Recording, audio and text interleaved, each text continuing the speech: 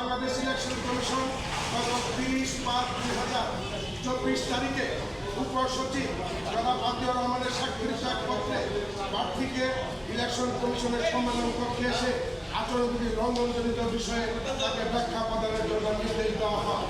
আমি চিফ নির্বাচনী এজেন্ট এবং প্রার্থীর লয়ার হিসেবে ইলেকশন কমিশনের সম্মেলন কক্ষে সিইসি সহ অন্যান্য কমিশনার এবং অন্যান্য কর্মকর্তাদের সামনে আমি কিছু যুক্তিতর্ক তুলে দেব। আমি প্রথমেই বলি যে প্রার্থী নিজে কোনো আচরণবিধি লঙ্ঘন করে না। প্রার্থীর অনেক বক্তব্য আছে, কোনো জায়গায় প্রার্থী আচরণবিধি লঙ্ঘন করে না।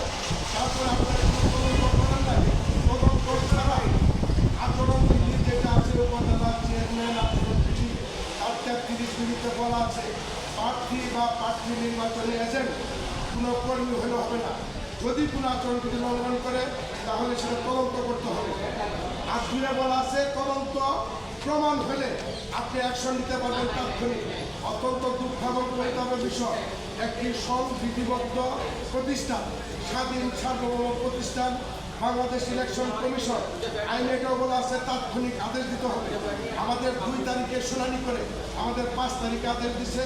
আজকে বাংলাদেশ সুপ্রিম কোর্টে মহামান্য হাইকোর্ট বিভাগে প্রার্থী মোহাম্মদ রফিকুল ইসলাম পিটিশনার হয়ে রিট পিটিশন 5303 নম্বর পিটিশন দায়ের করলে মহামান্য হাইকোর্ট বিভাগ সেই ইমপ্রিন্ট অর্ডার স্থগিত করে দিছে।